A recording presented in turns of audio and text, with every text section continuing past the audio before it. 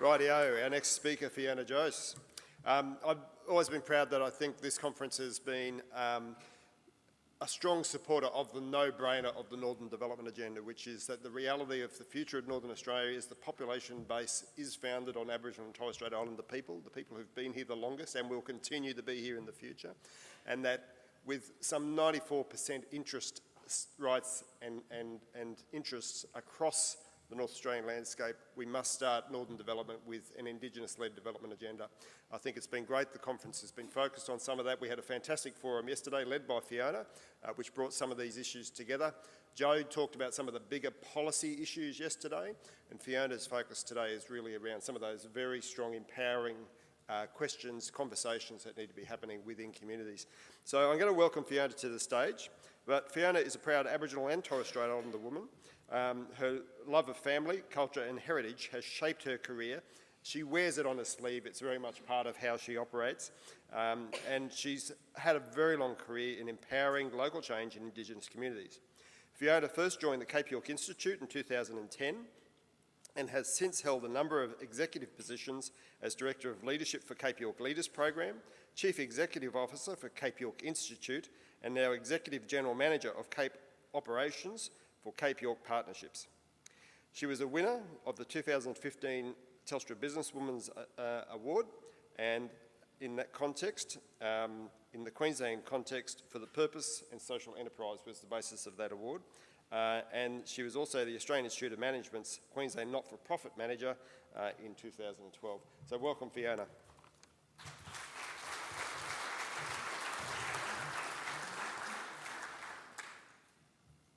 Thank you. It's always interesting hearing what people write about you.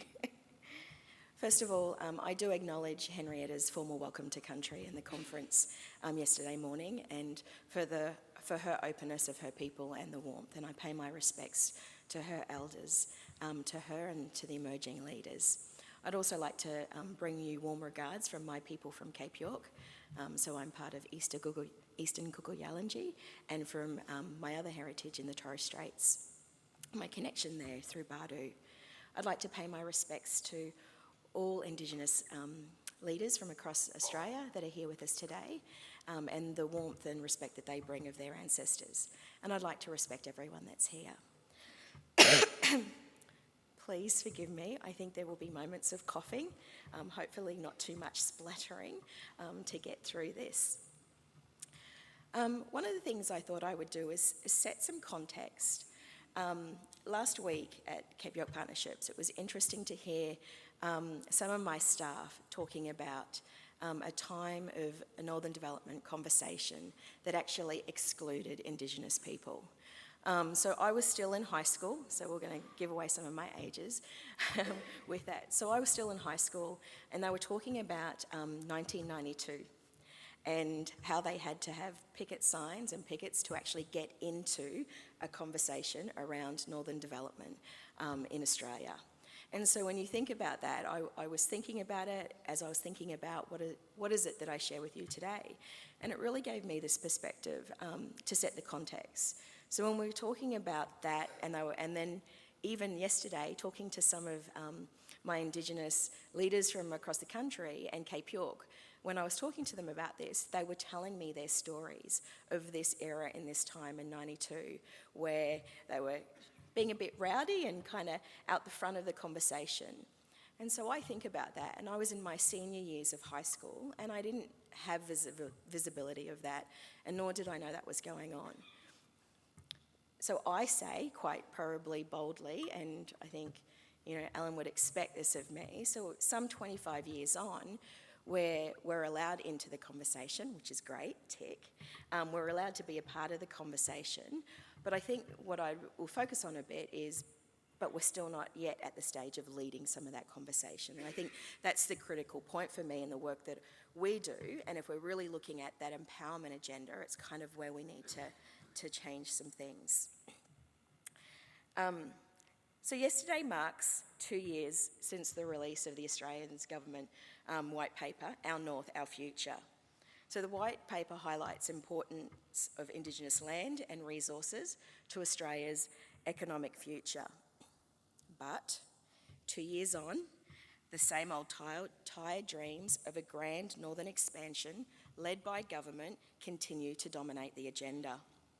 2 years on, and we still do not see the changes needed so that Indigenous people are able to realise their own vision and aspirations for their lands and the future in Northern Australia. So today I'm hoping to carry on from the conversation yesterday and potentially don't like to use the word convince, but maybe morally kind of push us to get on the same platform that we need to fundamentally change the approach, and Indigenous people are ready and need this change to occur. So I am from Cape York, and I'm going to focus a bit on that footprint because it's where I'm connected to, and it's also where I do most of my work and leading that. And so it's my connection to country, so I feel that I'm able to and empowered to actually have that conversation. So I'm going to set a bit of the scene. The economic realities of Cape York are very well documented. From an Indigenous perspective, I see it like this. There are 3.5 major industries on Cape York: bauxite mining, silicon mining, and government service delivery. The extra half is an in-retreat cattle industry. Unfortunately, even in these industries, there is very limited Indigenous participation, with only a small amount of notable exceptions. There are 16 Aboriginal towns in Cape York, and they have been locked into a relationship of government dependency for decades. Real employment rates in these places are certainly more than 50% of many of these communities. And this may be as high as 90%, according to my estimation, and certainly if you consider the government service delivery. It is still impossible to own your own home in these Indigenous towns, which remain almost entirely social housing.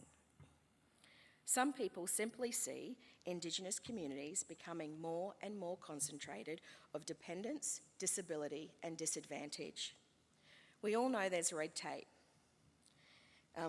Bureaucratic barriers to business development in Cape York can pose a challenge to investors trying to unlock the economic opportunity and potential for the region. There is also green tape. Far too often in our region has been positioned as an opposing priority to environmental conservation rather than potentially symbiotic cause. So if I expand on this a little bit more, while my people, Indigenous people, share a deep connection to country, there can be no doubt that there has been relentless pressure over recent years from green groups and governments to preserve areas such as Cape York as some type of giant northern public environment offset for the development of the south. To my mind, as an Indigenous person, the way these environmental protection proposals have been put forward are fundamentally unjust. We are just getting our rights in land here recognised after much struggle. We cannot agree to Indigenous land being locked up in this way without a proper opportunity to understand the environmental and values of the land and for a proper process of consent. Let Indigenous people decide and make these decisions for their futures. For Indigenous people who have been locked out of opportunities for wealth creation thus far, it's just not a fair go. Many of you will be aware of the history of the last decade or more from Wild Rivers, and more recently, the proposed 2016 changes to the Queensland Vegetation Management Plan that were voted down in Queensland Parliament.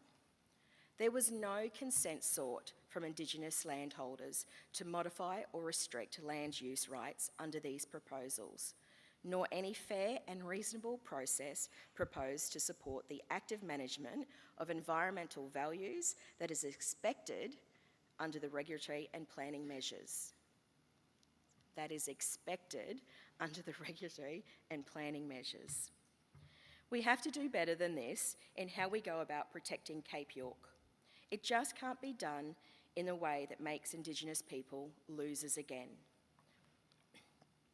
So in terms of economic realities in Cape York, Many people are of the view that there is also black tape.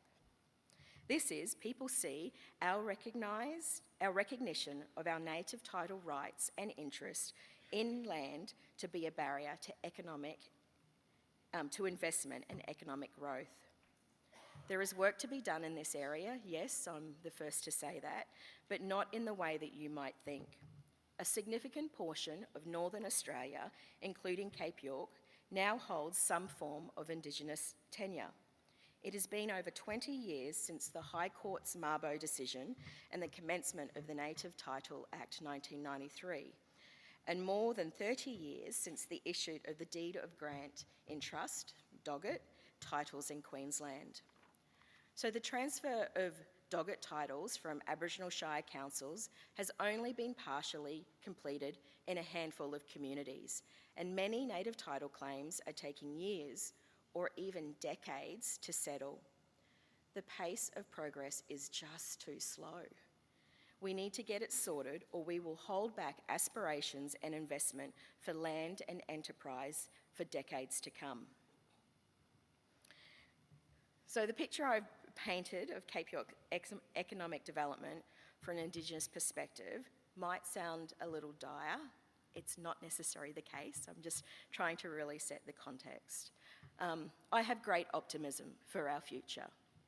Cape York is not short of opportunities and the prospect of Indigenous-led economic development and that are real and available. In Cape York, we have outstanding natural areas of high environmental value, a wealth of natural assets, particularly mineral resources, and a diverse and rich Indigenous heritage, which can be a real asset.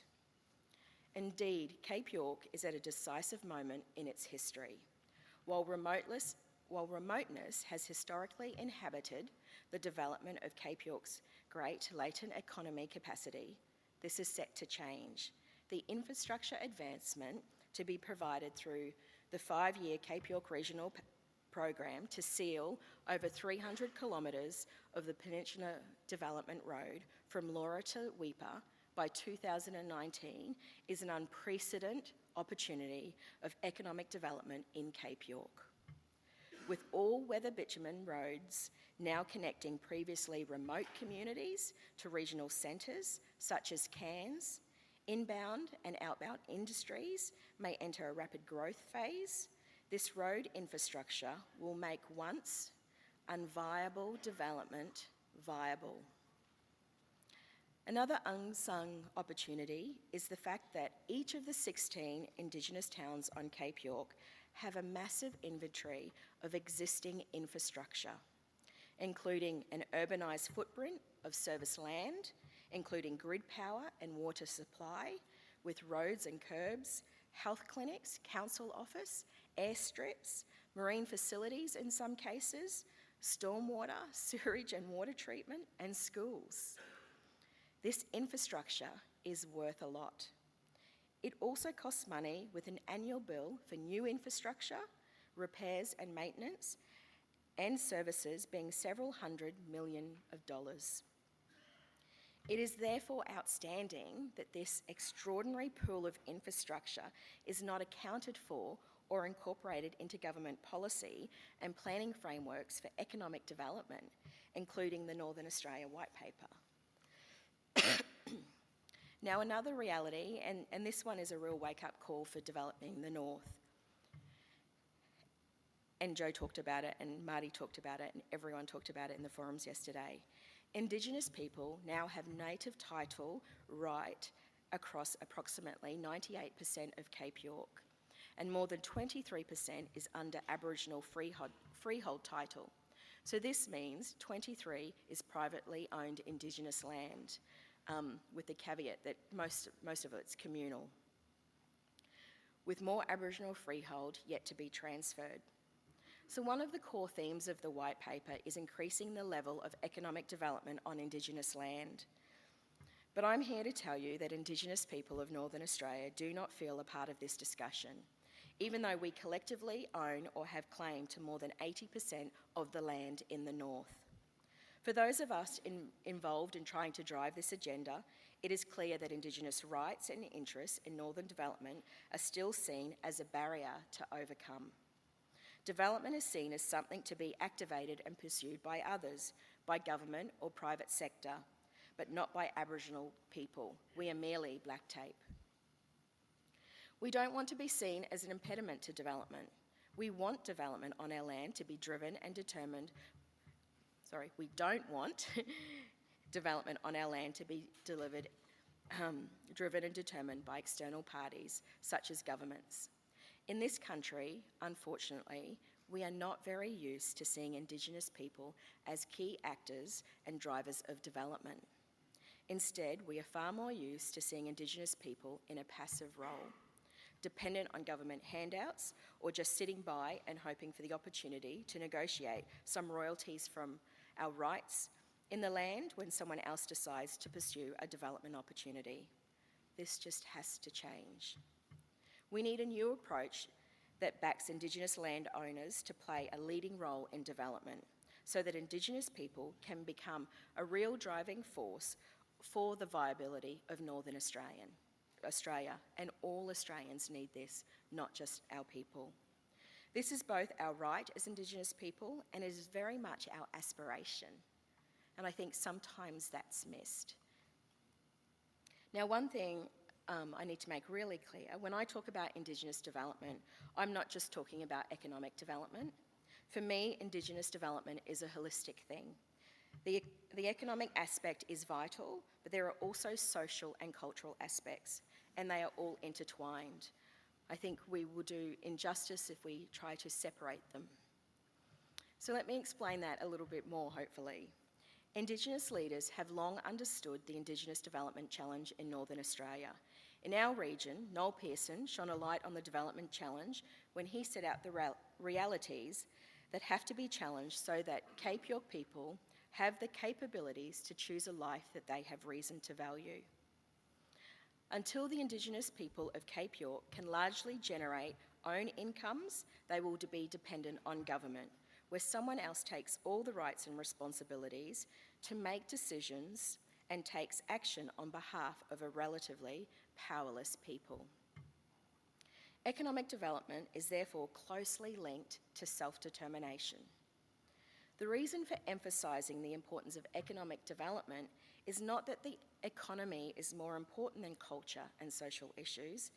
It is that without economic development, Indigenous Australians are granted to lose our heritage and our identity. So for me, Indigenous development needs economic development. We need it for our culture to remain strong. We need jobs and wealth if we are to maintain our traditions and customs. In the same way, we also need economic development to overcome many of the social problems affecting our people. We can be strong and proud Indigenous people of Cape York, with much to offer Queensland and the rest of Australia. We need to be leading this holistic development discussion for our people and places, including the economic discussion. We can't be left on the sidelines or spoken to only when others want to pursue an economic opportunity and find that land rights are in their way. In Cape York, we not only do we understand the development challenge we face and own large areas of land, but we also have a national blueprint to achieve our vision and development aspirations. The Empowered Communities, Empowered People Design Report was released in March 2015. Empowered Communities sets out to change the needs to occur, so that Indigenous people can be the principal actors or senior partners driving their own development. The vision that I share with Indigenous leaders around Australia who are implementing this initiative is simple. We want our children to have the same opportunities and choices other Australians expect for their children. We want them to succeed in mainstream Australia, achieving educational success, prospering in the economy, and living long, healthy lives. We want them to retain their distinctive cultures, languages, and identities as people and to be proudly recognised as Indigenous Australians. We need a real economy based on rights, enterprise, and empowerment. We reject an economy based on passivity and reliance on government funding and dependency. First, the right policy is empowerment. Indigenous people have the right to take responsibility for our own lives and future. Second is Indigenous development. Indigenous development is what we need, and this must be led by Indigenous people and families from the place involved. The old way of government service delivery and just more and more programs to fix our problems from top down has to go. It's simply not working. It is not development, it is just further entrenching us in a government dependency and slowly destroying our culture as also. So thirdly, we need productivity. We are not getting any progress and the outcomes we should from the amount of money that government spends in our name. In key areas like child protection and Indigenous carceration, we are still going backwards at a devastating rate. Now let me be clear. Our Empowered Communities proposal is not asking for any more resources, but we are saying please give Indigenous people who know their places and their people and who are still going to be around after the next election and who can learn over time how to do things better and better instead of every new government making the same mistakes over and over. So give us more say in how money is spent in our name so that we can be more effective and more efficient in the use of the resources that are available. We have no doubt that we can make better decisions for our people and places than bureaucrats sitting in Brisbane or Canberra. Empowered Communities is underway in some communities in Cape York. Local and regional alliances have been built, and through broad participation, people are building their local development agendas. These local development agendas will set priorities and ensure there is a clear long-term strategy that the people are setting for themselves. One that doesn't chop and chain with every election or government personnel. These Indigenous-led development agendas can provide an opportunity for us to balance environmental and economic concerns for the future of our lands. Indigenous people have been on this land for a long time, and we intend to be here for a lot longer. Certainly a lot longer than any mining or other big developer intends to be here. So I think this means Indigenous people are pretty well placed to be entrusted with these decisions, as long as we get the right information to do so. While some limited research has been conducted to assess the economic potential of Cape York, the work to date is not sufficiently granular to form community-specific economic development plans, let alone investment plans. The road work now occurring surely creates an imperative for a coordinated effort to support local Indigenous communities to undertake the necessary work so they can unlock the economic potential for their land. It is in this way that Indigenous people can truly share in the benefits of development and build their tribal wealth of our people through controlling and having a real stake in economic development, not just through being left to survive on the offcuts or scraps, as we would say. We need a proper process to determine where conservation and environmental management are at the highest and the best use of land. And where this is the case, we want a proper setup so that we can provide the ongoing stewardship and management of our own lands.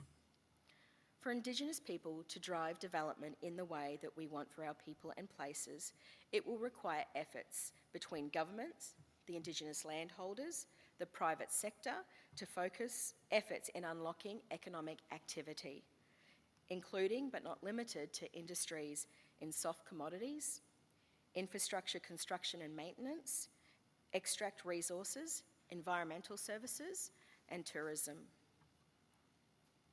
Where the population and land assets are majority Indigenous held, these must be Indigenous-led discussions and made on the basis of proper Indigenous assessments. It is clear to me as an Aboriginal person what is at stake here.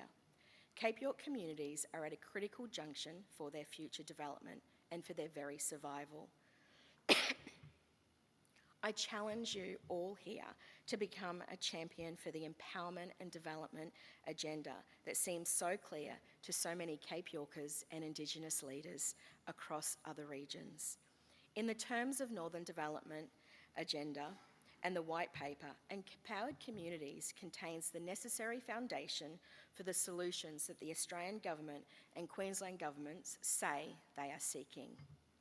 As Indigenous people, we cannot accept the status quo. We have a clear vision for an alternative future where the local Indigenous community builds wealth as an active market participant in Northern development. Can you envision that too? I hope you can, because it's exciting and it's a positive vision, but I also note that in some ways you have no choice. Because the change I am talking about is not the change that is only needed for Indigenous people and our future, but genuine development in Northern Australia. Simply cannot and will not without genuine engagement and participation as us as the major landholders. I can see there is an abundance of investment and business opportunities in Cape York, and we are being held back by our inability to see Indigenous people in the driver's seat. Thank you.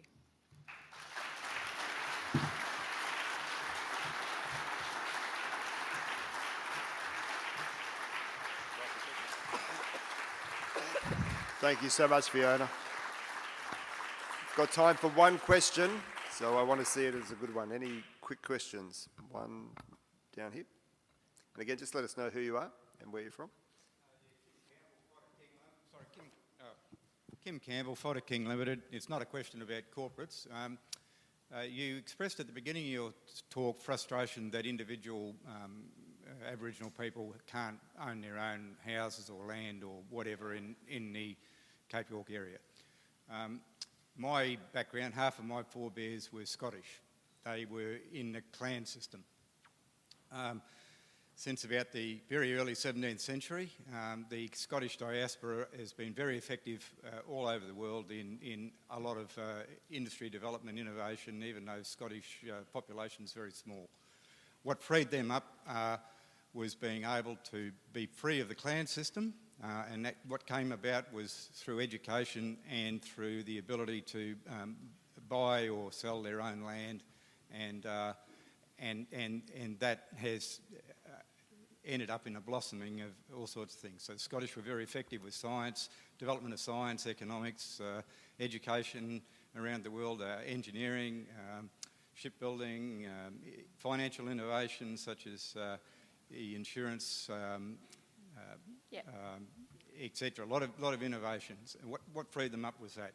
So they became unconstrained by the clan system and clan politics. I just wonder if there's any parallels with your people.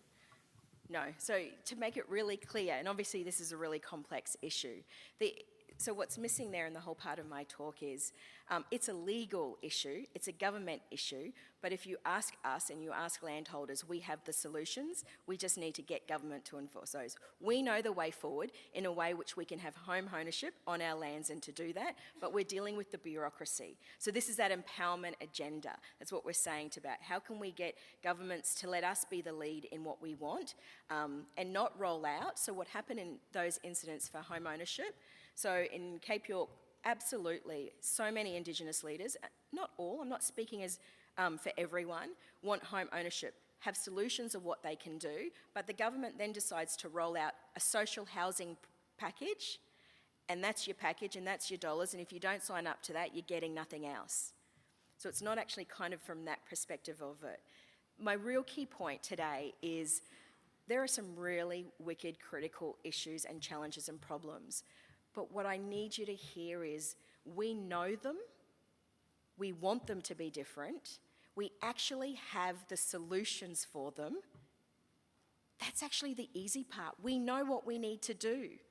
It's actually getting the structures and everyone else to walk behind with us, beside us, and not make policy decisions that actually make our visions and aspirations impossible. Thanks.